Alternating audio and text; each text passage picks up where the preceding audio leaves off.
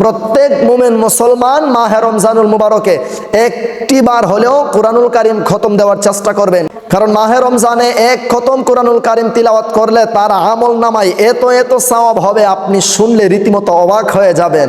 প্রিয় ইমানদার ভাই বোনেরা, এমনিতেও মাহে রমজানুল মুবারকে কুরআনুল কারীম এক খতম করেও খতম দেওয়া আল্লাহর রসুলের সুন্নত।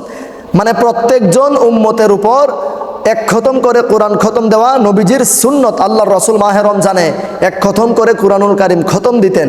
আপনি পারলে 2 খতম, আবার অনেক মা বোনেরা 3-4 খতমও দিয়ে ফেলে।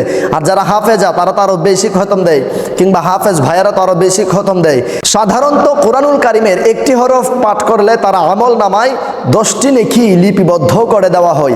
সেই সুবাদে মাহে রমজানের বরকতে আল্লাহ রব্বুল আলামিন আল্লাহর সেই বান্দাদের আমল নামায় যারা মাহে রমজানে এক খতম কুরআনুল কারীম খতম দিবে তাদের আমল নামায় আল্লাহ রব্বুল আলামিন 256,47,44,000 সওয়াব আল্লাহ তার আমল নামায় লিপিবদ্ধ করে দেন।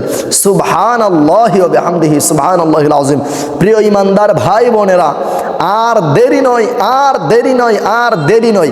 এখন থেকেই মাহে রমজানুল মুবারকের জন্য পবিত্র কুরআনুল কারীম খতম দেওয়া শুরু করে দেন, খতম তিলাওয়াত করা শুরু করে দেন, খতমে কুরআন তিলাওয়াত করা শুরু করে দেন।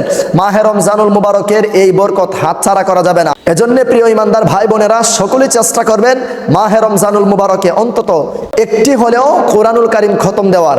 আল্লাহ আমাদেরকে সেই তৌফিক দান করুক। সবাই এই ভিডিওটি প্রচুর পরিমাণে শেয়ার করে সারা বিশ্বময় ছড়িয়ে দিন, যেন প্রত্যেক মুমিন মুসলমান একবার হলেও কুরআনুল কারীম মাহে রমজানে খতম দিতে পারে। আসসালামু আলাইকুম ওয়া রাহমাতুল্লাহ।